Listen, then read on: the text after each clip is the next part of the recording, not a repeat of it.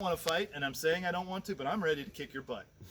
I'm not really. You're a good man. You just happen to be in front of me. Thanks for standing there. All right, but I'm conveying, and that's what I want to convey. That's a presence. It's command presence. You guys should develop that as armed citizens. Let them know that it's a binary decision for them. They're going to be either yes or no, and you're a no. Let them go on to another yes. I mean, a lot of gunfights could be stopped just by communicating clearly that this will not be an easy process. Predators want prey that's easy. Old, young, weak, disease, that's who they attack. So don't be one of those. I mean, you can't change it if you're old, right?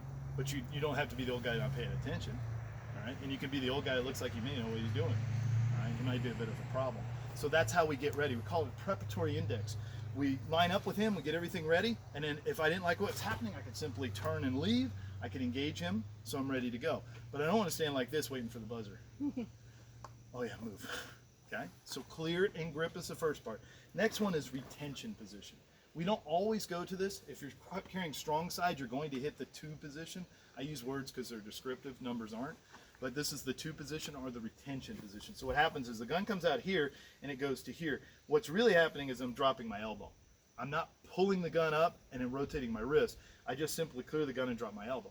My thumb goes to my pectoral index, fancy word, Craig Douglas. What it means is chest. My thumb is on my chest because your chest will stop the gun from working if you shoot from this position.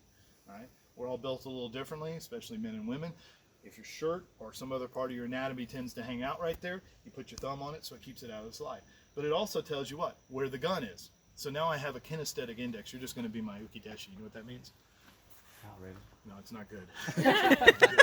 We do it in martial arts, and it means the guy who suffers a lot. It's supposed to be an extreme honor. It means the instructor demonstrates on you, but basically you're in trouble all the time. All right, so if I'm here like this, I'm going to be shooting slightly down. Why? It's angled before him. Yeah, well, look where my hand is. It's downrange. So if I'm controlling him in any fashion, you know, the gunfighting solution is this. It doesn't work very well. The jiu-jitsu solution is this. This works a lot better. Okay? I'm going to be shooting down so I don't shoot myself. So that's where the retention is. My goal is to diminish him in the fighting process, whether it's psychologically or physiologically. Now, will a 9mm bone shatter a hip? Yes. Or 9mm. It will, but it's hard, right? Yeah, that's a big piece of bone. It'll There's hurt a lot like of a son of a bitch and the leg will go out. So there's a lot of empty space in here we call intestines and stomachs. There's nothing there. If you get shot in the stomach, you probably keep doing the same thing, but it starts changing your mind pretty quickly. What I would be doing is shooting here and waiting to get some distance so I could get both hands on the gun, which would be my compression position, okay? And then if I got full extension, it'd be right here. Why right here? Will you stick your arms out for me? To me, okay? Could you grab my gun pretty quickly? So I'd want to be here. Could you grab my gun quickly here? What if I was here? I'd want to be in this position, right? So that's how it's going to work. It's in our draw stroke. So the next position for all you guys is just simply getting it out of the holster and letting your elbow rotate to that 2 position. It'll be slightly angled down. Now I believe I caught you doing it and one other person looking down to see what they're doing. It's a good idea to verify what you're actually doing by looking. You don't have to keep your eyes out and scan the environment right now. We know there's no threat. We got to get the motion of drawing right down line. So it's here to here, and the elbow simply drops, and then it would be ready to drive with the primary muscles.